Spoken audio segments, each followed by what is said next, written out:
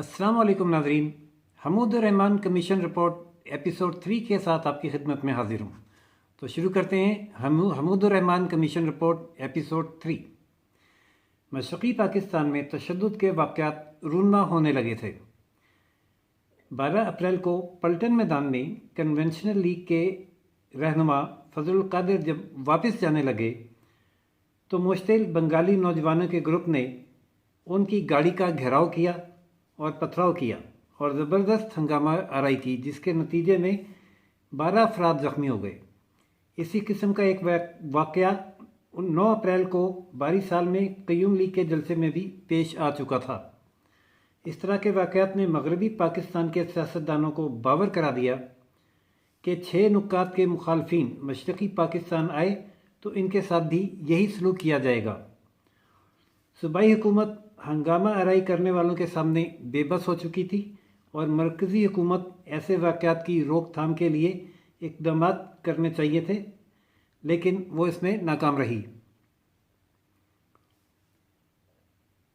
बल्कि इंतखाबात के इनेकाद से कबल सिंध से पीर पगाड़ू मोहम्मद खान जुनेजो और मखदूमज़ादा हसन महमूद अवामी लीग की तरफ से उम्मीदवार होते तो कामयाब होने के इम्कानात हो सकते थे, लेकिन ऐवान सदर के इलेक्शन सेल ने खसूसी एलची के ज़रिए इन तीनों रहनुमाओं को अवामी लीग छोड़ने पर आमादा किया और क़य्यूम लीग में शामिल किया।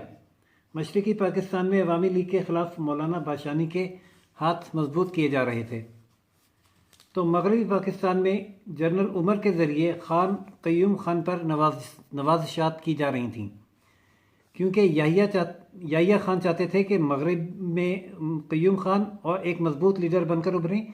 इससे पहले नवाबज़ादा नसरुल्लाह खान मगरबी पाकिस्तान में अवामी लीग से अलग होकर अपना ग्रुप कायम कर चुके थे।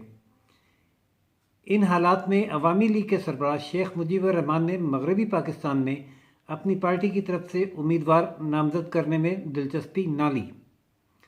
हो सकता है कि इस तरीके से पीपल्स पार्टी को मशरक़ी पाकिस्तान में हिस्सा लेने से रोक दिया गया हो। शेख मुजीबुर रहमान ने बाकायदा बंदोबस्त कर रखा था कि अवामी लीग के अलावा किसी और पार्टी का कोई उम्मीदवार इलेक्शन में हिस्सा ना ले सके। नाज़रीन, 28 जून 1970 को मौलाना भाषानी ने मुमताज़ दौलताना से फ़ोन पर रब्ता किया और मशवरा दिया कि मशरक़ी पाकिस्तान में अवामी लीग का मुकाबला करने के लिए एक सियासी इत्तेहाद का क़याम अमल में लाया जाए। लेकिन अवामी लीगी बंगालियों ने हालात इस कदर ख़राब कर दिए कि कोई भी सियासतदान मशरक़ी पाकिस्तान जाकर शेख मुजीब के 6 नुकात पर तनकीद करने के लिए तैयार न था। 1 जुलाई को शेख मुजीबुर रहमान ने ऐलान किया कि वो मशरक़ी पाकिस्तान को दिफाई लिहाज से मजबूत और मुआशी एतबार से खुद कफ़ील बनाना चाहते हैं। उन्होंने हुकूमत से फ़ौजी यूनिटों में इजाफ़ा का भी मुतालबा किया ताकि मशरक़ी पाकिस्तान के ज़्यादा से ज़्यादा नौजवान फ़ौज में तरबियत हासिल कर सकें। 9 जुलाई को वली ख़ान ने पेशावर में एक प्रेस कॉन्फ्रेंस से ख़िताब करते हुए इल्ज़ाम आयद किया कि क़य्यूम खान ने एक आला फ़ौजी अफसर के ज़रिए मौजूदा हुकूमत को तजवीज़ पेश की कि मुल्क में इंतखाबात ज़रूर कराए जाएँ, लेकिन इंतखाबात के बाद ऐसे हालात पैदा कर दिए जाएँ कि आइन साज असम्बली मुकर्ररा मुद्दत में आइन तैयार ना कर सके और मुद्दत पूरी होने के बाद फ़ौजी हुकूमत ऐलान कर दे कि सियासतदानों ने अवाम को मायूस किया, लिहाजा मुल्की अमूर मौजूदा हुकूमत ही चलाती रहेगी। जब इंतखाबात हुए तो इसके नताइज हुकूमत और सियासी जमातों के लिए हैरान कुन थे। मुल्क सियासी तौर पर 3 हिस्सों में तकसीम हो गया।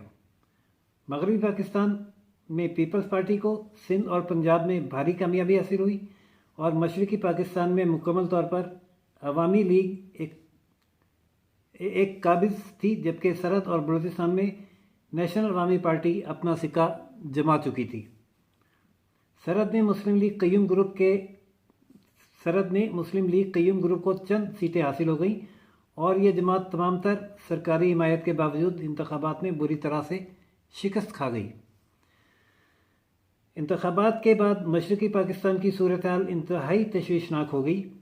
Inter services intelligence Dhaka office और इंटेलिजेंस ब्यूरो ढाका की रिपोर्टों में साफ तौर पर कहा गया था कि अगर हुकूमत ने इंतकाल इक़्तिदार के मरहले में इंतकाल इक़्तिदार का मरहला जल्द मुकम्मल ना किया तो सूरत हाल बहुत ज़्यादा बिगड़ जाएगी। शेख मुजीब रहमान पर अवाम का दबाव था कि वो एक तरफ़ा तौर पर ऐलान आज़ादी कर दें। नाज़रीन, आज एपिसोड यहीं ख़त्म करते हैं कि शेख मुजीब रहमान पर दबाव था कि वो ऐलान आज़ादी कर दें। उसके बाद क्या किया शेख मुजीब रहमान ने, ये हम एपिसोड 4 में आपकी खिदमत में पेश करेंगे। इसी के साथ इजाज़त दीजिए राशिद हबीब को रोशन पाकिस्तान न्यूज़ से। अल्लाह हाफिज़।